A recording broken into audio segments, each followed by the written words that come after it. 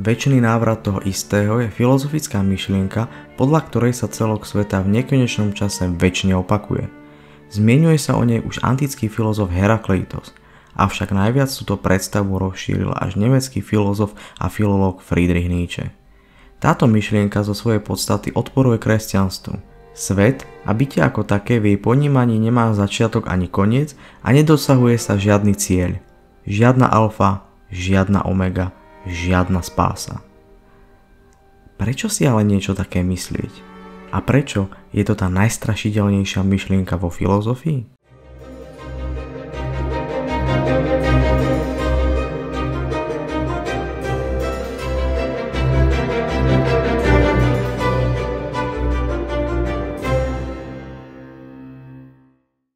Úvaha je nasledovná. V priestore kozmu sa nachádza konečné množstvo hmoty, alebo energie, ak chcete. A toto množstvo, keďže je konečné, sa môže usporiadať taktiež len do konečného množstva kombinácií. Ak naproti tomu je čas nekonečný, musia sa nevyhnutne všetky tieto kombinácie, všetky tieto možné usporiadania neustále opakovať. A jednou z tých možných kombinácií sme aj my, práve tu a teraz. Koľkokrát sme tu už boli a koľkokrát tu ešte budeme? Presne taký istý, večne sa opakujúci. Friedrich Nietzsche v roku 1882 napísal knihu s názvom Radostná veda.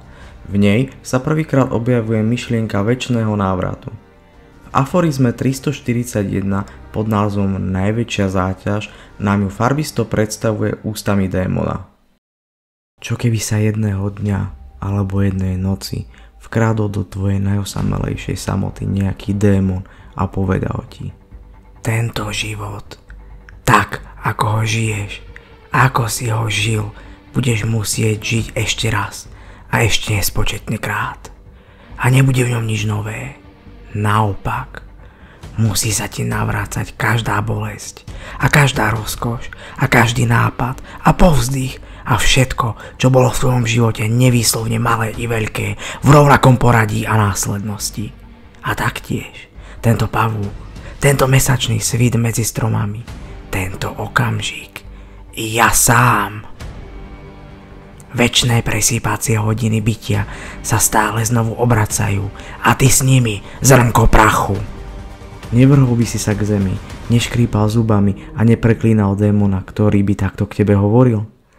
Alebo si zažil taký úžasný okamžik, v ktorom by si mu odpovedal: ty si Bohom mojím a ja nepočul som nič božskejšieho ako práve toto. Keby sa ťa oná myšlienka zmocnila, premenila by tvoje bytie a snáď by ho i rozdrvila nikdy nekončiaca otázka: chceš to ešte raz a ešte nespočetne krát? Tak tá by ležala na každom tvojom jednaní ako najväčšia záťaž, pretože ako dobrý by si musel byť sebe samému i životu, aby si po ničom netúžil viac, než po tomto poslednom večnom potvrdení a spečatení. Irvin de Jalom je emeritným profesorom psychiatrie na Stanfordskej univerzite. Zaraďuje sa k tzv. Existenciálnej psychoterapii. Je autorom literatúry faktu, románov a poviedkových kníh. Vo svojej knihe s názvom Keď Nietzsche plakal, večný návrat opisuje takto. Predstavte si čas, ktorý tu vždy bol, ktorý sa večne ťahne do minulosti. Neplatí, že v nekonečnom čase sa musia nové kombinácie všetkých udalostí, ktoré tvoria svet, nekonečne opakovať? Ako veľký vrch kockov? Presne, ako veľký vrch kockov existencie. Breuer naďalej pochyboval o Nietzscheho kozmologickom dôkaze večného opakovania. Hoci Nietzsche mu odpovedal na každú otázku, očividne strácal trpezlivosť a napokon rozhodil rukami. Jozef, opakovane ma žiadate o konkrétnu pomoc. Koľkokrát ste ma žiadali, aby som hovoril k veci, aby som vám ponúkol niečo, čo vás môže zmeniť. Teraz vám to dávam, to, o čo žiadate, a vy to ignorujete a rozoberáte detaily. Počúvajte, priateľ môj, počúvajte moje slova. Toto je najdôležitejšie, čo vám kedy poviem. Nech sa vás tá myšlienka zmocní a ja vám sľubujem, že vás naveky zmení. Breuerom to nepohlo. Ale ako môžem uveriť bez dôkazu? Vieru si nemôžem vyčarovať, Vzdal som sa jedného náboženstva, aby som prijal druhé? Dôkaz je mimoriadne zložitý, ešte nie je dokončený a bude si vyžadovať roky práce. A teraz, po našom rozhovore, si nie som istý, či mám vôbec pracovať na kozmologickom dôkaze. Aj tak by ľudí možno len rozptýlil. Všetci by sa možno tak ako vy vrhli iba na detaily dôkazu a nevšimali by si dôležitú vec, psychologické dôsledky večného opakovania. Breuer mlčal, pozrel von oknom z fiakra a mierne pokrútil hlavou. Poviem to inak, pokračoval Nietzsche.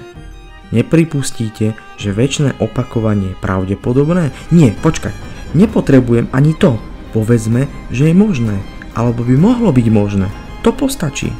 Rozhodne je možnejšie a pravdepodobnejšie ako rozprávka o večnom zatratení. Čo môžete stratiť, ak pripustíte túto možnosť? Nemohli by ste to považovať za Nietzscheho stávku? Breuer prikývol. Vyzývam vás teda, aby ste sa zamysleli nad tým, aké má večné opakovanie dôsledky pre váš život. Nie abstraktné, ale teraz, dnes, v najkonkrétnejšom zmysle. Tvrdíte, povedal Breuer, že všetko, čo spravím, každú bolesť, ktorú pocítim, budem prežívať celú večnosť?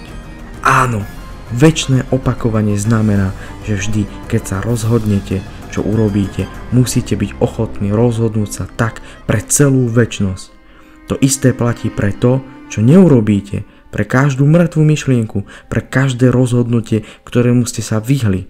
Všetok nežitý život sa bude vo vás hromadiť celú večnosť a večne na vás bude volať nevypočutý hlas vášho svedomia. Teraz sa na chvíľu zamyslite. Ak budete musieť žiť do nekonečna práve tento svoj život, presne taký, aký je, desí vás tá predstava? Bez ohľadu teraz na akékoľvek argumenty. Desíte sa svojho vlastného večného návratu práve do toho vášho života?